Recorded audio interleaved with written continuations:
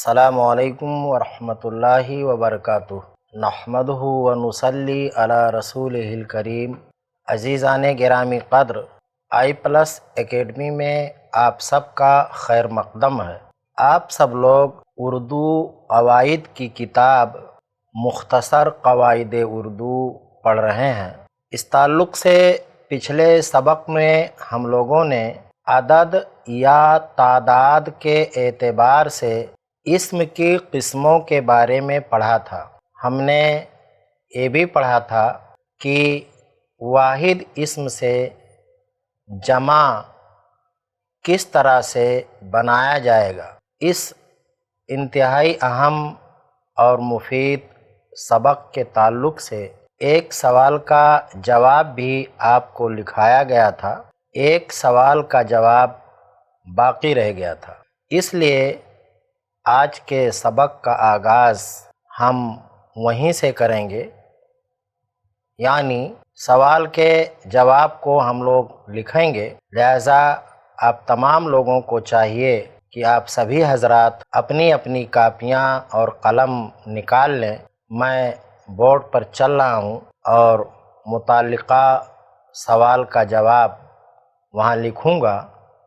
آپ سبھی لوگ اپنی اپنی کاپیوں پر اس جواب کو صاف ستھرے انداز میں نوٹ کر لیں تاکہ وقت ضرورت آپ کے کام آ سکے۔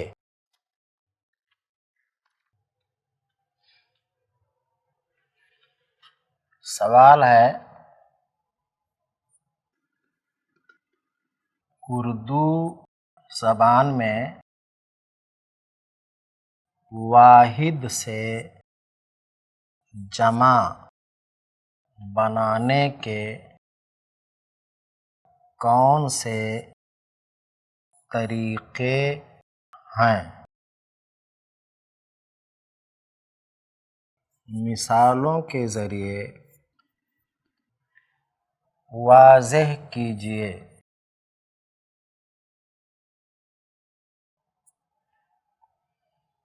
جواب: اردو زبان میں واحد سے جمع بنانے کے حسب ذیل طریقے ہیں۔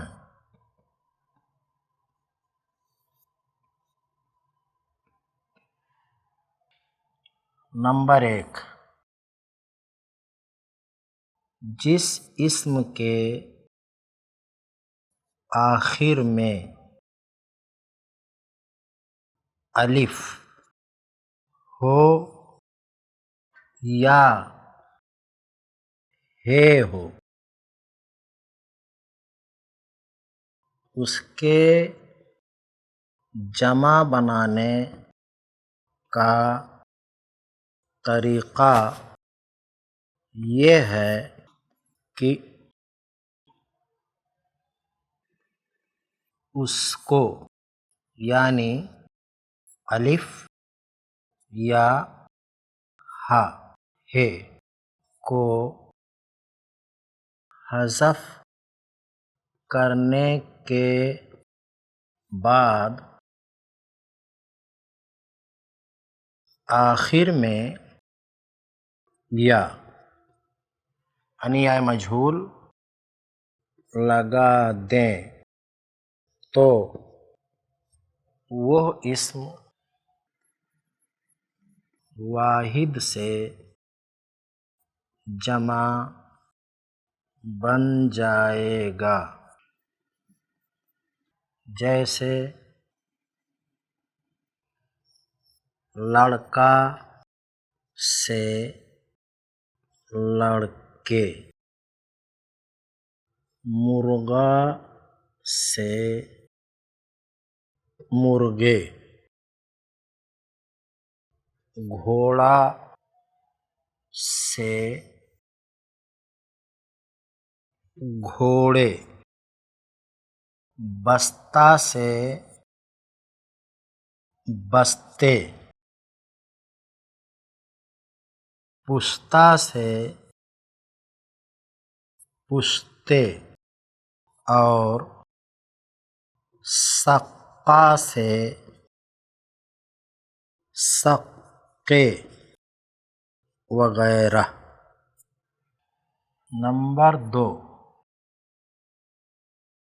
جس اسم کے آخر میں یا، یہ یعنی یا معروف، جس اسم کے آخر میں یہ ہو اس کے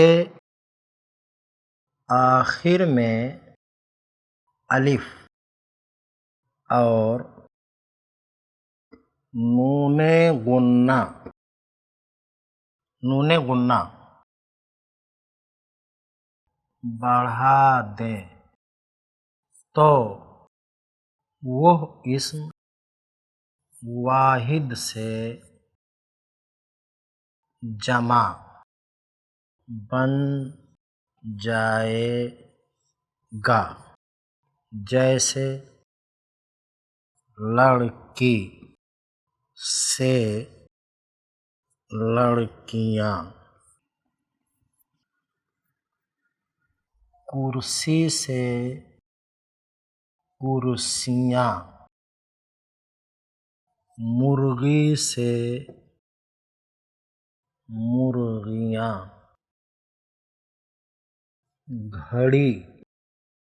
گھڑی سے گھڑیاں وغیرہ۔ نمبر 3، وہ اسم واحد جن کے آخر میں نہ الف ہو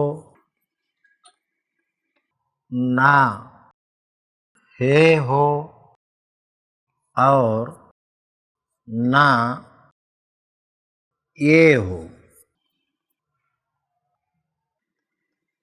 ان کے جمع بنانے کا قاعدہ یہ ہے کہ ان کے آخر میں یہ اور نون غنہ کا اضافہ کر دیں تو ایسے اسم واحد سے جمع بن جائیں گے، جیسے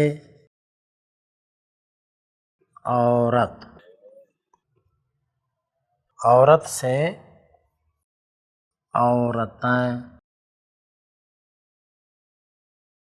میز سے میزیں، کتاب سے کتابیں اور کیل سے کیلیں وغیرہ۔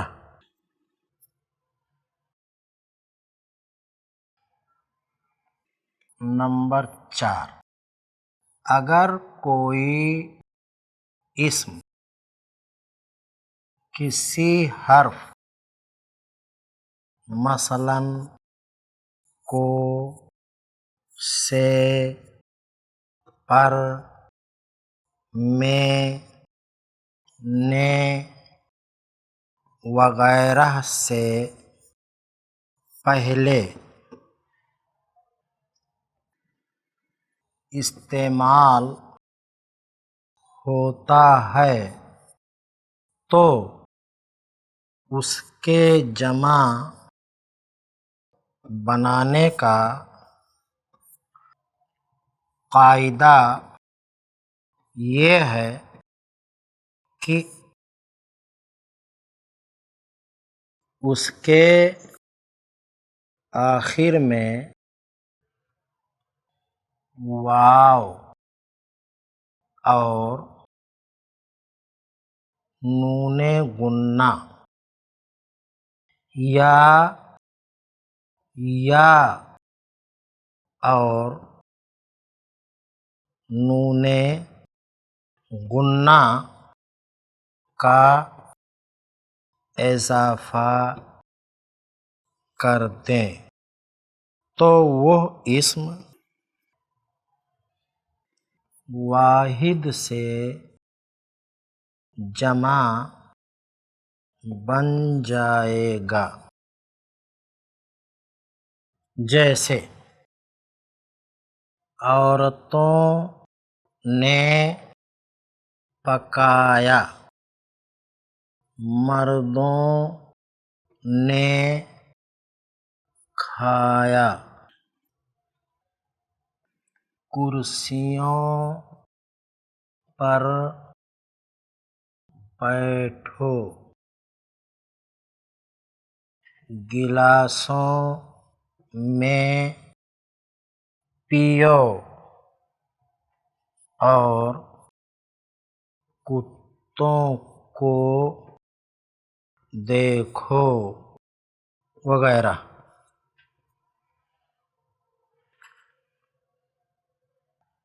فائدہ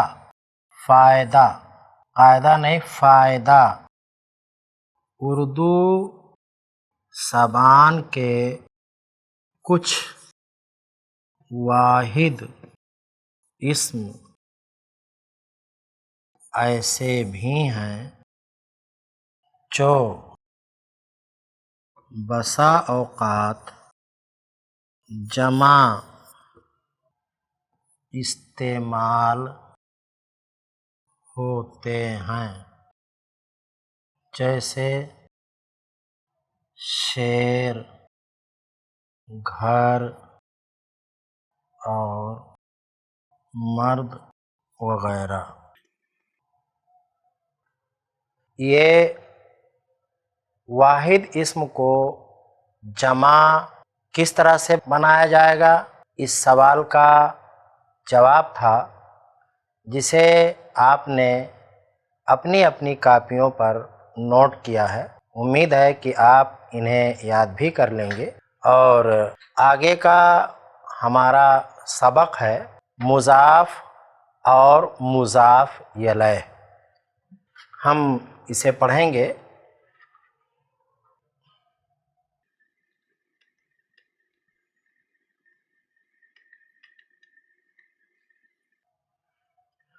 مضاف اور مضاف الیہ، اس کو سمجھنے کے لیے میں کچھ مثالیں یہاں لکھ رہا ہوں۔ خالد کی ٹوپی، ماجد کا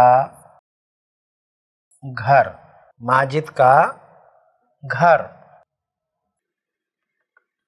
بچوں کی کتابیں، زاہد کے بچے۔ یہ 4 مثالیں میں نے یہاں نوٹ کی ہیں۔ آپ دیکھیے کہ ان میں کا پہلا لفظ جو ہے وہ اسم ہے اور آخری لفظ بھی اسم ہے۔ یہ چاروں فقرے اسی طرح سے ہیں، ماجد بھی اسم اور آخری کا لفظ بھی اسم، پہلا لفظ بھی اسم، آخر کا لفظ بھی اسم۔ یہاں بھی پہلا لفظ اسم ہے اور دوسرا لفظ بھی اسم ہے، لیکن یہاں فرق یہ ہے کہ ایک اسم کی اضافت دوسرے اسم کی طرف کی گئی ہے، ایک اسم کا تعلق دوسرے اسم سے جوڑا گیا ہے۔ تو وہ لفظ جس کا تعلق کسی دوسرے لفظ سے جوڑا گیا ہو یا جس کی نسبت کسی دوسرے اسم کی طرف کی گئی ہو، جس کی اضافت کسی دوسرے اسم کی طرف کی گئی ہو، تو اس کو کہتے ہیں مضاف۔ مضاف کس کو کہتے ہیں؟ جس اسم کی اضافت کسی دوسرے اسم کی طرف کی جائے تو اس کو کہا جاتا ہے مضاف۔ جیسے خالد کی ٹوپی میں ٹوپی، ماجد کا گھر میں گھر، بچوں کی کتابیں میں کتابیں، زاہد کے بچے میں بچے، یہ مضاف ہیں۔ برخلاف اس کے کہ وہ اسم جس کے ساتھ کسی دوسرے اسم کا تعلق جوڑا گیا ہو، کسی اسم کی نسبت یا اضافت جس اسم کی طرف کی گئی ہو، اس کو کہا جاتا ہے مضاف الیہ۔ اس کو کہا جاتا ہے مضاف الیہ۔ یہیں پر ایک چیز ہم اور دیکھ لیتے ہیں، دونوں اسموں کے بیچ میں ایک اور لفظ ہے، کی، کا، کی، کے۔ یہ ایسے لفظ ہیں جو دونوں اسموں کو ایک دوسرے کے ساتھ جوڑنے کا کام کر رہے ہیں، ایک اسم کا تعلق دوسرے اسم سے پیدا کر رہے ہیں۔ تو ایسے لفظ کو ہم کہتے ہیں حرف اضافت۔ حرف اضافت کہتے ہیں۔ اب حرف اضافت کون کون ہیں؟ عام طور سے ہم جانتے ہیں کہ کا، کی، کے، یہ حرف اضافت کہلاتے ہیں یا لفظ اضافت کہلاتے ہیں، لیکن جو کتاب ہم پڑھ رہے ہیں اس میں ہمارے استاد محترم نے را، ری، رے، نا، نی، نے، ان کو بھی حرف اضافت میں تحریر کیا ہے، یعنی ان کے ذریعے بھی مضاف اور مضاف الیہ کو جوڑا جاتا ہے۔ عزیز بچوں، امید ہے کہ آپ نے مضاف اور مضاف الیہ کو اچھی طرح سے سمجھ لیا ہوگا۔ اس سبق کے تعلق سے کچھ سوالات نوٹ کیے گئے ہیں جنہیں انشاءاللہ ہم اگلے سبق میں معلوم کریں گے، کیونکہ آج کے سبق کے لیے جو وقت متعین کیا گیا تھا وہ ختم ہو چکا ہے، اس لیے اب آپ سب لوگ مجھے اجازت دیں، انشاءاللہ کل پھر ہماری ملاقات ہوگی۔ السلام علیکم ورحمۃ اللہ۔